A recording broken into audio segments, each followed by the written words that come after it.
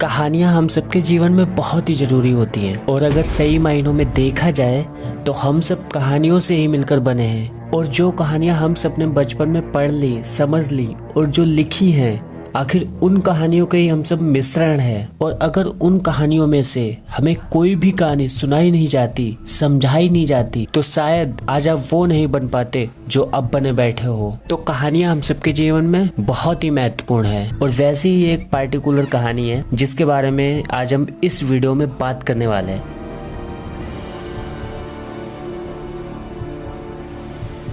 एक ऐसी कहानी जिसके अंदर ह्यूमन लाइफ के जितने भी इमोशन होते हैं वो सारे इमोशन हमको इस कहानी में देखने को मिलते हैं। जी हाँ, मैं बात कर रहा हूँ महाभारत की। महाभारत को युद्ध तक पहुँचाने में और जिताने में सबसे बड़ा हाथ, सबसे बड़ा योगदान भगवान श्री कृष्ण का था। पर कहते हैं भगवान श्री कृष्ण ने युद्ध तो लड़ा ही नहीं, लेकिन हाँ, उन्होंने युद्ध लड़ने से पहले ही युद्ध को जीत लिया था। अपने दिमाग से, अपने षड्यंत्र से उन्होंने पूर्ण रूप से ये बात सत्य कर दी थी कि अगर युद्ध में कोई जीतेगा तो वो पांडव ही जीतेंगे, अर्थात कोई नहीं जीत सकता। एंड यहाँ पर मैं एक छोटा सा उदाहरण देना चाहूंगा। कर्ण। कर्ण के बारे में कौन नहीं जानता है, हम सभी जानते हैं। कर्ण एक बहुत ही बड़े महाबली थे। कर्ण इतने बड़े महान योद्धा थे कि वो 5 पांडव और उनकी समस्त सेना को एक क्षण भर में समाप्त कर सकते थे।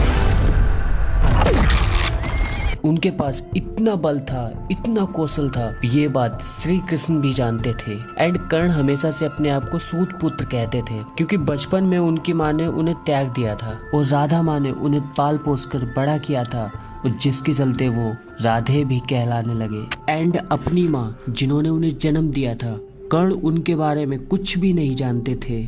और इसी बात का फायदा उठाते हुए श्री कृष्ण अपना दिमाग चलाते हैं और युद्ध से पहले श्री कृष्ण कर्ण को एक शांत जगह पर ले जाते हैं और उनसे बोलते हैं, क्या तुम अपने जन्म के बारे में कुछ जानते हो? तो कर्ण ने कहा, नहीं माधव, मैं अपने जन्म के बारे में कुछ नहीं जानता और मुझे ये जानने की इच्छा भी नहीं है, लेकिन हाँ, मैं बस इतना जानता हूँ कि मैं राधे पुत्र हूँ और मैं खुश भी हूँ इस बात से। एंड इतना बोलने के बाद कर्ण शांत हो जाते हैं, मगर श्री कृष्ण वो तो शांत बैठ नहीं सकते और वो कर्ण को बता देते हैं उनके असली माता पिता कौन हैं। वो बता देते हैं कर्ण को कि तुम सूत पुत्र नहीं हो बल्कि तुम कुंती पुत्र कर्ण हो। वो कुंती जो उन 5 पांडवों की माता है, असल में वो तुम्हारी भी माता है। फर्क बस इतना है कि समाज के कारण उन्हें तुम्हें त्यागना पड़ा, क्योंकि जिस समय तुम माता कुंती के गर्भ में थे उस समय माता कुंती का विवाह नहीं हुआ था और इसीलिए तुम्हें त्यागना पड़ा। एंड जब कर्ण को ये बात पता चली